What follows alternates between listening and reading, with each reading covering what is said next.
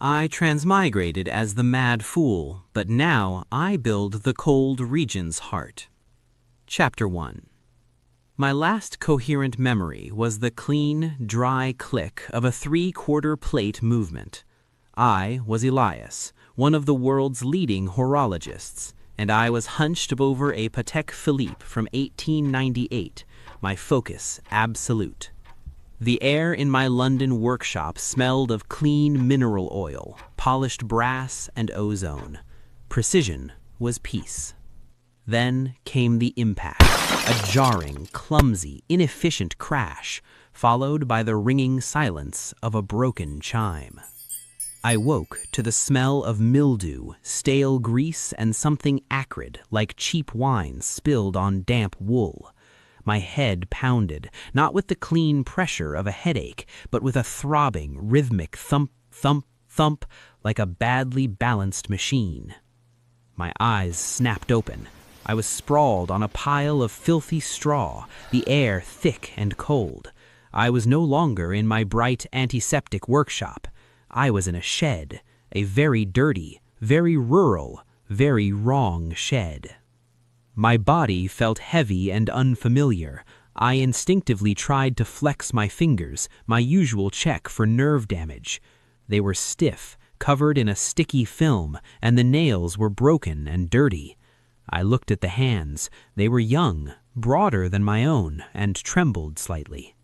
Inefficient, I muttered, sitting up. The new body was clearly abused, starved, and likely injured.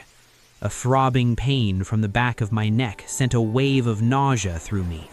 My mind, however, immediately latched onto the surrounding noise. A shrill woman's voice was outside, muffled by a flimsy wooden door.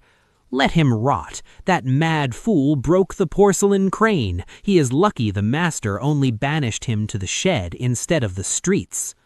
Mad fool, you deserve it! Mad fool, broke the crane. The words scraped against my mind, dredging up foreign, confusing memories. Gaudy silk robes, a smashed, intricate porcelain automaton, and the name Lin Xu. I ran my head over my head, finding a crusty lump near the base of my skull. A mechanical impact, a concussion, followed by a transmigration. It wasn't clean. It was messy, like a gearbox filled with sand. I ignored the identity crisis.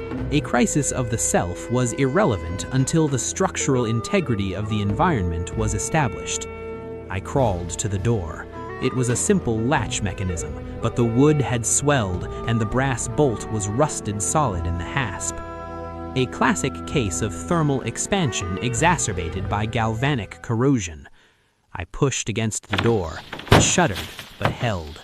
"They've locked me in," I observed, feeling the edge of a splintered board. The Lin family, whoever they were, had tossed the previous occupant, Lin Xu, into this shed and bolted him shut. I knelt down and examined the lock. It was a crude, oversized tumbler mechanism. The previous Lin Xu must have pushed against the door countless times, warping the brass casing. The tumblers were not aligned. They were grinding against the lock plate. Disgusting. The craftsmanship was atrocious. I looked around the shed for a tool. There was only straw, some broken pottery, and a discarded iron carriage fitting, a bent, rusted piece of metal meant to hold a wheel. It was useless for its intended purpose, but the metal was durable. I grasped the rod. The loud, emotional part of my mind, the part that feared death or screamed for its former life, was mute. My horologist mind was in control. It saw the problem as pure physics. The key to the lock's function is the tension release. I need a tool with tensile strength adequate for a torsional application. I took the bent iron rod. I didn't try to force the lock. That was the Lin Xu way, loud, clumsy, and destructive. Instead, I used a sharp edge of the broken pottery to scrape away the caked-on grime and rust from the mechanism's face. I wedged the thin edge of the iron rod into the seam of the bolt casing. I applied pressure, Not brute force, but calculated, leveraged force. I could feel the tiny, gritty resistance of the misaligned tumblers against the brass pin. I needed to act as a temporal pin, hitting the right spot at the right time. Patience. Precision. I adjusted the angle by a hair's breadth. I could feel the microscopic shift in the metal. Click. The sound was faint, dry and clean, the most satisfying sound in the universe. The rusty bolt slid back into the hasp. I pulled the door open and stepped out.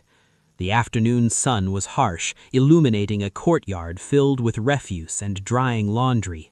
I breathed the fresh, cold air, letting the technical triumph settle over me. I am Elias. I am a master mechanic, and I am alive.